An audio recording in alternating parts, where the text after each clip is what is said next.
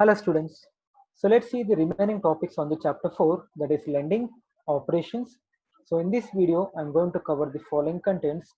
First one, types of loans, loan procedure followed by the bank, meaning of non-performing asset, 2 marks question, factors influencing the NPA, management of NPA means how to manage or how to control the NPA, governing regulation on priority lending for the commercial banks. So in the previous video, we have already seen the types of advances, that is either it may be loan or the overdraft, cash credit, bills of exchange and letter of credit. Means the bank has the facility to provide the advances in the different forms. So under that we have the first category called as loan. So now we are going to see what are the different types of loans can be granted by the bank to the customer.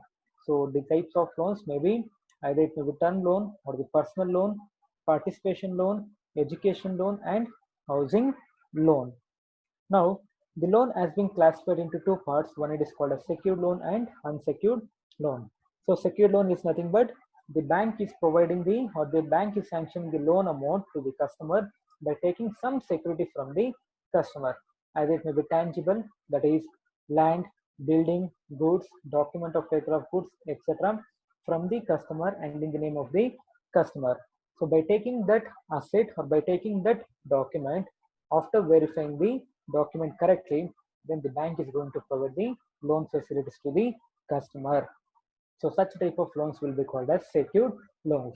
So whenever the bank is providing any secured loans to the customer, they need to check whatever the loan amount they are going to sanction, it should be less than the value of the security. For example, the customer has given the security as land. Now they need to estimate what is the land value at present and the future value.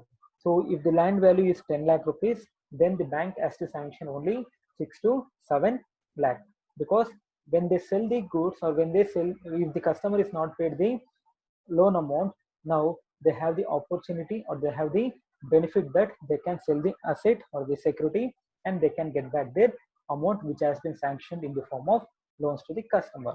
So that is the loan, or such type of loan will be called as secured loans.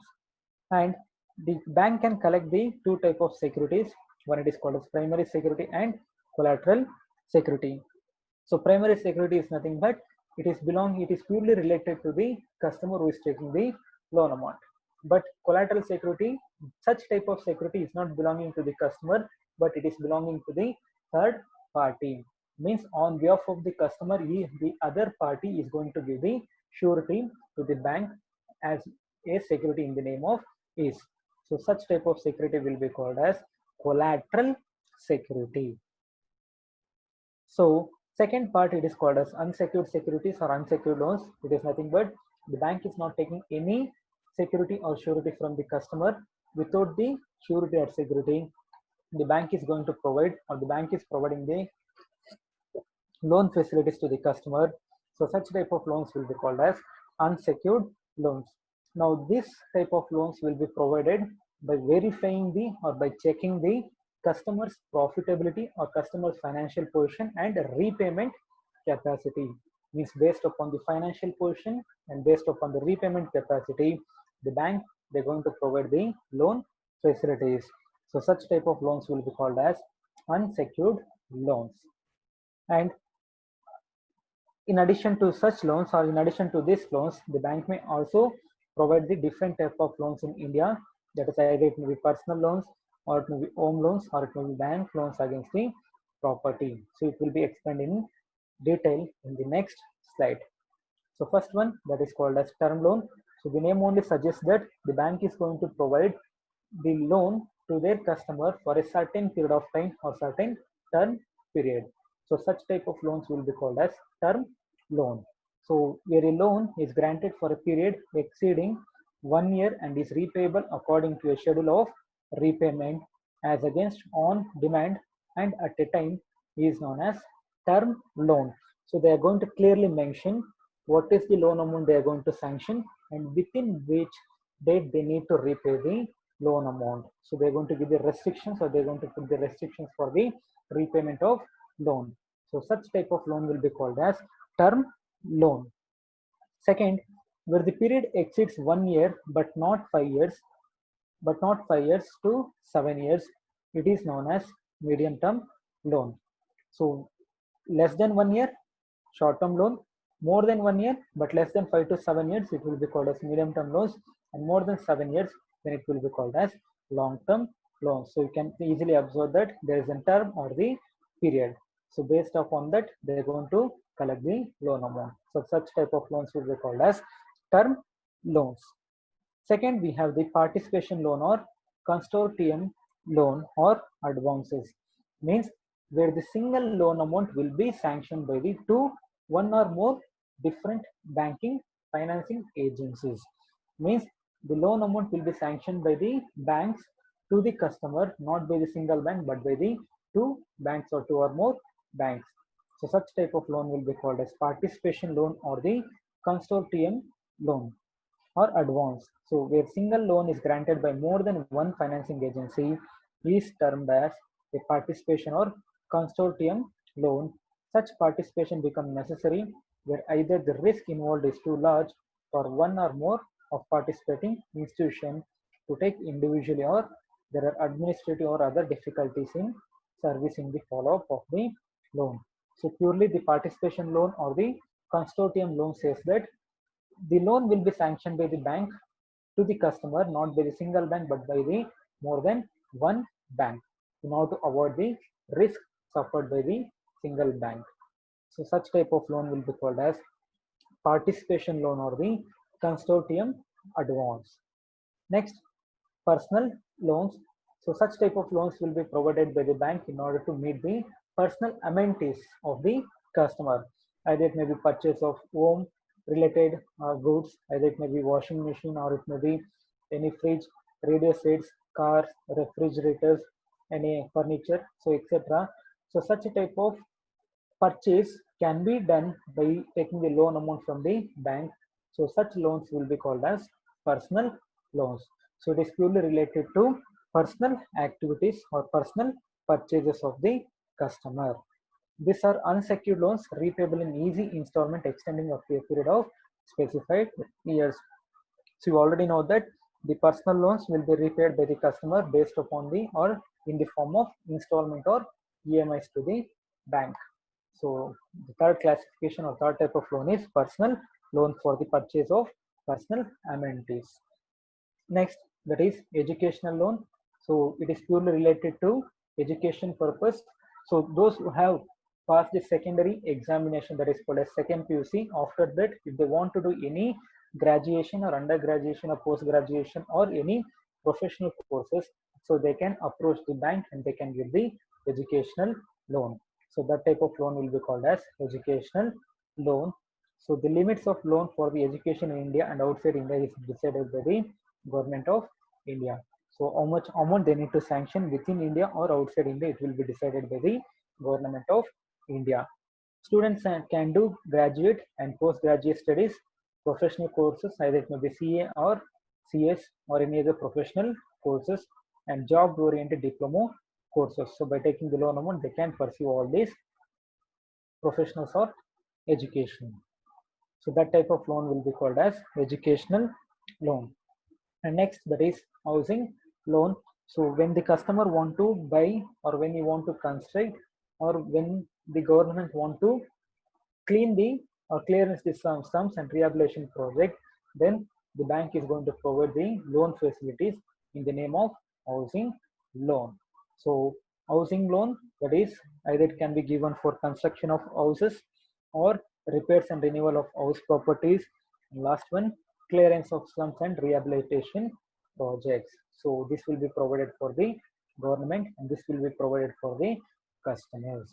So housing loan is purely related for the construction or for the repairs and renewals of the house property. So next we have the topic called as how the bank is going to provide the loan facilities to the customer. So when the customer is approaching the bank and he cannot immediately get the loan facilities from the bank. So there are certain procedures which has to be followed by the bank as well as the customer. So there are certain procedure. First one, determination of loan amount. So they need to check what is the loan amount is expected by the customer. That is called as determination of loan amount, how much the loan amount is required by the customer. Second, after verifying the loan amount, now they need to get the customer to fill the application form, that is called as loan application form. So after filling the loan application form, in that they need to give the detailed information regarding the name of the customer, name of the area or the residence, and what the security is going to give, and how much loan he is expecting from the bank. So all the details regarding the loan, it has to be filled up in the application form by the customer. So after filling up the application form, now they need to collect the processing fees from the customer. That is called as the customer has to pay the processing fees, which is demanded by the bank. Now, after paying the processing fees, submission of form along with the relevant document. Either he is giving any security or without security.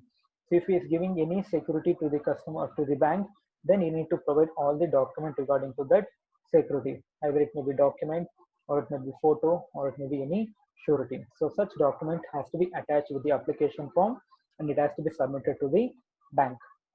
And valuation of the document. So once the application along with the document is submitted by the customer to the bank, now it is the duty of the bank to check or to verify the document. So whether the information which has been given by the customer is accurate or correct, we need to check.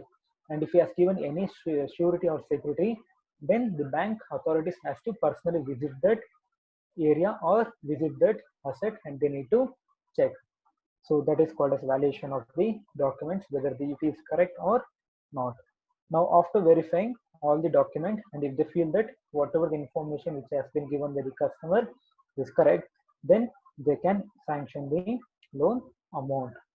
So after sanctioning the loan, they need to execute the agreement. That is, they need to ask the customer to make the or to get the signature on the particular or certain document. But it is an agreement that where the bank and the customer both are signing the document, and they're giving clear instructions to the customer that they need to pay the amount for a certain period of time or within a certain period of time with an interest and so amount in the form of PMS or installment.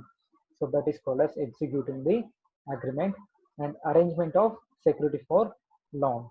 Now the customer has to give the security for the loan facilities, and loan will be dispersal. So the loan will be given to the bank. Either entire amount can be given to the customer through the hand, or the amount can be open, or the amount can be transferred to the customer account, and the customer can withdraw the amount from his account whenever he required. So this is the procedure which has to be followed by the bank when they are sanctioning the loan amount to the customer.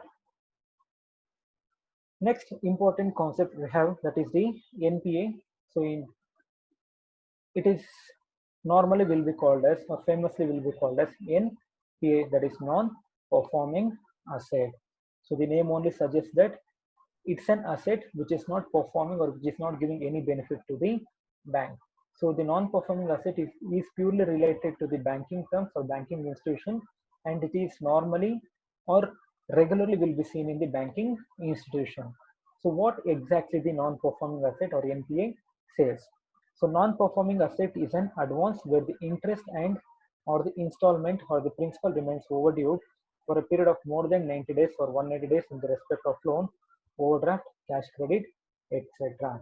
Means once the bank has given the loan facilities to the customer, and they are going to ask to pay the interest amount, installment amount, and the principal amount. So if the customer is not paying the interest or the installment or the principal amount for a period of 90 days or 180 days in respect of loan or the overdraft or cash credit, then such type of loan amount will be called as non-performing asset. To say in simple terms, when the bank has sanctioned any loan amount, they need to earn the interest or income. Now, if the customer is not repaid any interest or the installment amount and the principal amount, now the bank is not earning any income from that loan. So that loan will be called as non non-performing asset. So when the loan will be called as non-performing asset, they are not getting any return in the form of interest or the installment or principal amount for a period of or more than 90 days or 180 days for in respect of loan, overdraft or cash credit, then such type of loan amount will be called as non-performing assets. So they may ask for 2 marks question. What is the meaning of non-performing asset? So non-performing asset is nothing but where the interest or the loan amount where the bank is not earning any income called as interest and installment of principal amount for a period of 90 days or 180 days, then such type of loan will be called as non-performing asset. And there are certain factors which are influencing the non-performing asset. Why the non-performing asset is created in the banking institution? So the factors influencing has been classified into 2 parts, that is internal factors and the external factors. So within the country or within the organization or outside the organization. First one, internal factors, diversion of funds for expansion, diversification, modernization. So when the bank or when the customer has been diversified the amount for the different purpose, either for the expansion or diversification or modernization, that may also lead to the NPA because they may not get or they may not have any income from the expansion or diversification or modernization. So even it can be created the NPA, that is called as non-performing asset. Second, diversification of funds for assisting or promoting associate concerns. So subsidy concern or subsidiary concerns, even that may also create the non-performing asset because that concerns or the subsidiary they may not earn the profit. So without profit, the bank or the customer they cannot repay the loan amount to the bank. So even that may also create the non-performing asset. Time or cost overrun during the project implementation stage. If the company or the organization or if the customer has taken the more time or most cost during the execution or implementation stage only, because we have the different stages for company or formation of company. So promotion stage, it is also called as implementation stage or the introduction stage. So if in that case the company or the organization has taken more time or most cost, then it will also create the NPA because they are not repaying any loan amount for the bank. Next, business failures, inefficiency in the management, poor credit management and monitoring system. So all these factors within the organization may create the NPA, that is called as non-performing asset. And we have the external factors outside the organization or outside India or outside the country, that is recession in economy due to there may be inflation or recession or deflation. So in the case of recession, the customer or the organizations or the business they may not purchase or they may not having the profitable position. So even that may influence the in creation of NPA or non-performing asset, that is called as recession in economy. The standard of living or the purchasing power of the people or the customer or the citizens of the country they may not have, so it has been reduced. So even that may also create the factor or that may also influence the non-performing asset. Next, input or power shortage, price escalation of inputs, exchange rate fluctuations, changes in the exchange rates, accidents and natural calamities, either it may be earthquake or it may be floods or it may be any corona, or now we have seen the corona. So the bank is not getting the amount from the customer because they have given the moratorium, that is called as they can move on or they can shift the payment for this 3 months or the 5 months. So even that may also create the non-performing asset. And changes in the government policy, because we have seen now that they are given the benefit for the customer to shift their payment for the next 3 months or the 4 months. So even that may also influence for creation of non-performing asset. So these are outside the organization, but internal factor within the organization or customer. Now we get the question that how to manage the NPA, that is non-performing asset. So first one, ensuring loans are diversified across several customer. Means rather than providing the entire loan amount for the single customer, and if that party or if that single customer is not repaying the loan amount, then the entire amount will be stuck with the one party or one customer. So now the bank has to take the step that they need to diversify the, or they need to divide the loan amount for the several customer. So that is the measure they can taken by the bank to avoid the NPA. Because rather than providing the entire loan to the single customer, if they divide the loan amount for the several customer, one party they may not pay the loan amount, but the other parties they will pay the loan amount. So they may not create the non-performing asset.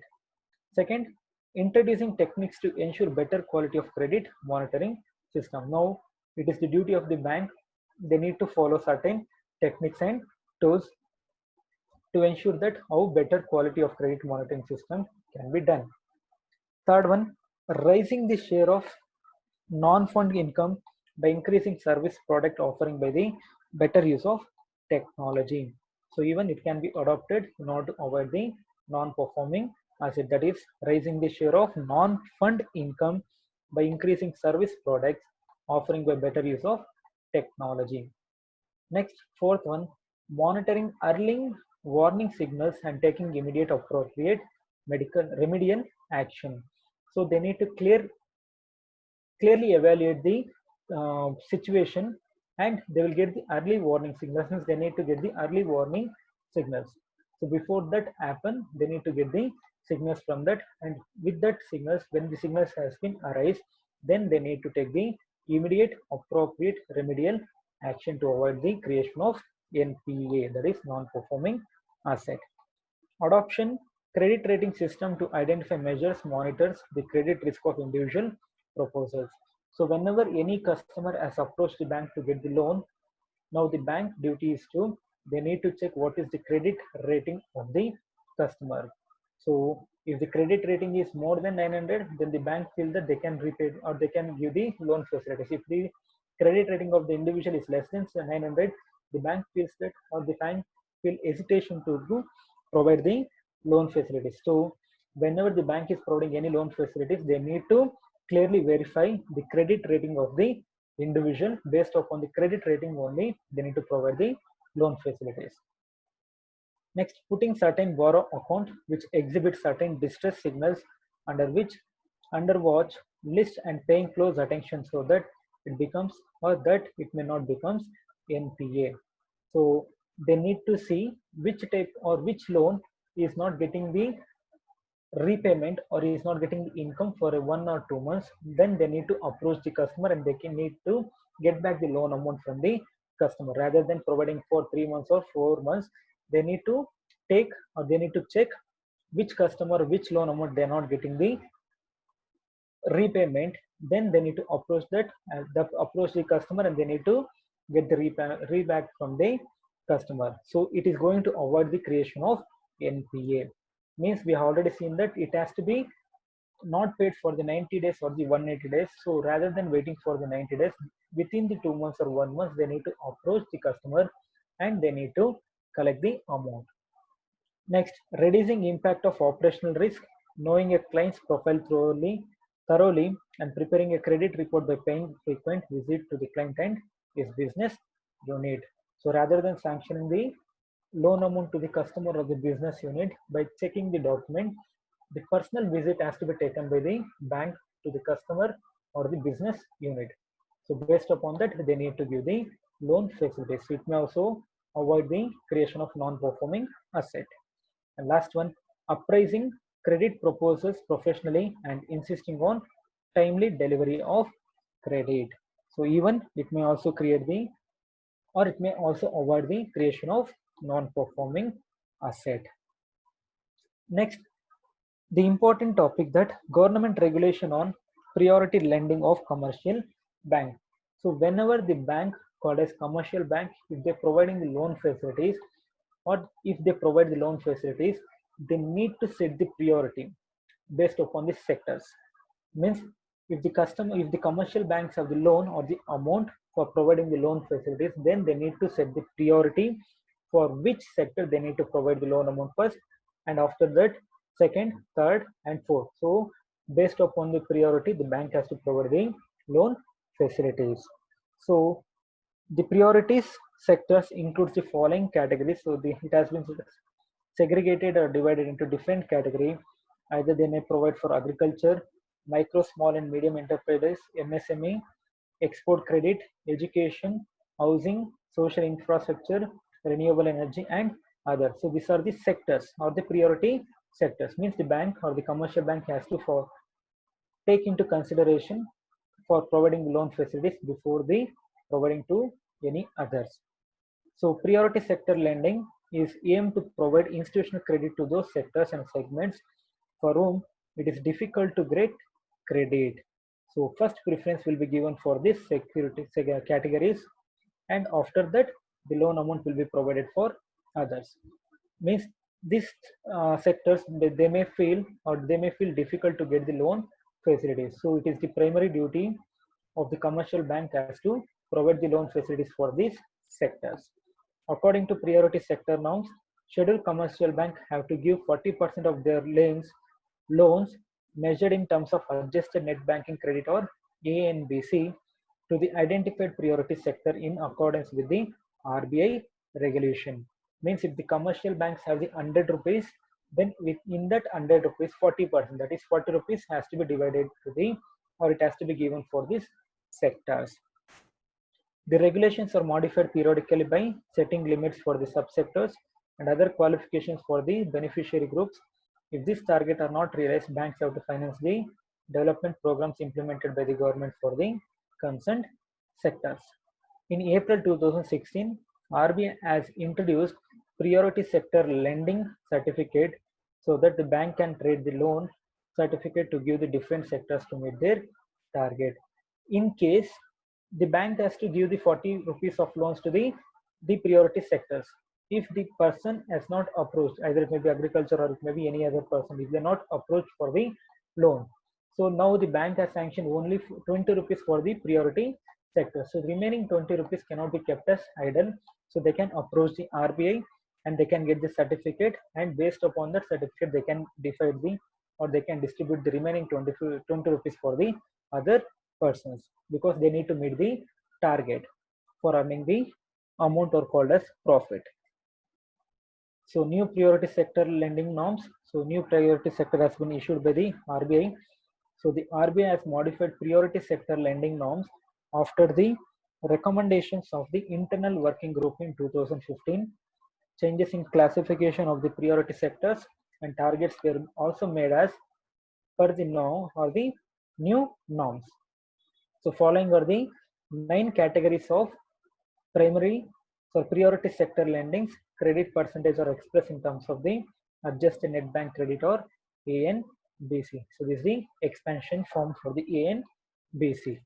Credit equivalent amount of off balance sheet exposure, whichever is higher. So just we are seeing what is the priority or what is the loan amount which will be sanctioned for the different sectors, and what is the preference which has been given by the commercial banks. So first one, categories under priority sector. For agriculture, they're going to provide 80% of the loan. Means within 18%, the target for the agriculture, the target of 8% of ANBC is prescribed for the small and marginal farmers. So 80% of loan will be provided for agricultural sectors, and for medium and small scale in India, medium enterprises, that is MSME enterprises, 7.5% of loan will be provided. Next, export credit, that is export for the doing the export activities, 2% for the domestic banks and foreign banks within 20 branches and above. Next, educational loans to individual for educational purpose, including vocational courses up to rupees 10 lakh. So these are the priority sectors will be granted by the bank. In addition to that, for housing sectors, loans to individual up to 28 lakh in the metropolitan cities with a population of 10 lakh and above. Means they are setting the priority for how much, for which sector they need to give the loan amount and how much loan they need to sanction.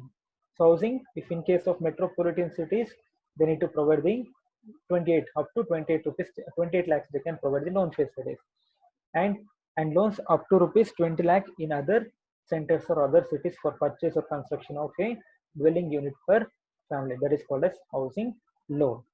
And for social infrastructure, either it may be dam or it may be in schools, colleges, or any other things, then bank loans up to a limit of rupees 5 crore per borrower for building social infrastructure for activities namely school, healthcare facilities, drinking water facilities, sanitation facilities in tier 2 and tier 6 centers. So even for the social development or social infrastructure also the bank can provide the loan facilities. Next, renewable energy. So renewable energy is nothing but, for an example, if they any party is having the interest for providing the solar system or street light system or remote village electrification, so that is called as renewable energy. Means by using the some available resources called as natural resources, they are going to generate the energy or electricity. So bank loans up to a limit of rupees 15 crore to borrowers, individual households, rupees 10 lakh, including for public utilities with street lighting system and remote village electrification. So even for renewable energy also they are going to provide the loan facilities. Another SHG and JLG. So these are the priority sector, means they have taken the priority for this purpose and for these sectors, and after providing all the loan amount, then if any loan amount has been remained, then that will be provided for the customers. So first preference has to be given for the sectors, either it may be agriculture or it may be MSME enterprises, export credit, educational loans, housing loans, social infrastructure or social development, renewable energy, and others. So this is the priority sector or the new priority sector lending norms followed by the commercial banks for before providing the loan facilities to the customer. So we have covered all the topics in the chapter 4, that is lending operations. Thank you.